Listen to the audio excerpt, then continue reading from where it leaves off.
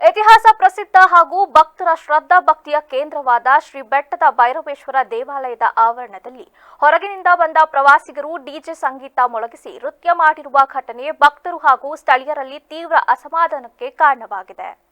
ದೇವಾಲಯ ಎಂದರೆ ಭಕ್ತಿ, ಸಂಸ್ಕಾರ ಮತ್ತು ಧರ್ಮದ ನೆಲೆ. ಇಂತಹ ಪವಿತ್ರ ಸ್ಥಳದಲ್ಲಿ ಭಕ್ತರು ಮನಃಶಾಂತಿ ಮತ್ತು ಆಧ್ಯಾತ್ಮಿಕ ನೆಮ್ಮದಿಗಾಗಿ ಆಗಮಿಸುತ್ತಾರೆ. ಆದರೆ ಪ್ರವಾಸಿಗರು ಅತಿಯಾದ ಶಬ್ದದ ಡಿಜೆ ಸಂಗೀತ ಹಾಗೂ ನೃತ್ಯಗಳಲ್ಲಿ ತೊಡಗಿರುವುದು ದೇವಾಲಯದ ಘನತೆಗೆ ಧಕ್ಕೆ ತಂದಿದೆ ಎಂದು ಸ್ಥಳೀಯರು ದೂರಿದ್ದಾರೆ.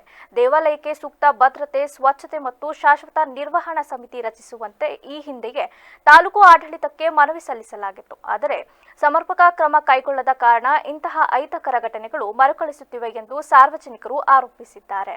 ಇನ್ನು ಈ ವೇಳೆ ಹೋರಾಟಗಾರ ಹಾಗೂ ಕಾದಂಬರಿಕಾರ ಅರ್ಜುನ್ ದೇವಲಕೆರೆ ಮಾತನಾಡಿ, ಧಾರ್ಮಿಕ ಸಂಪ್ರದಾಯ ಹಾಗೂ ದೇವಾಲಯದ ಪವಿತ್ರತೆಯನ್ನ ಕಾಪಾಡುವುದು ಪ್ರತಿಯೊಬ್ಬರ ಜವಾಬ್ದಾರಿ.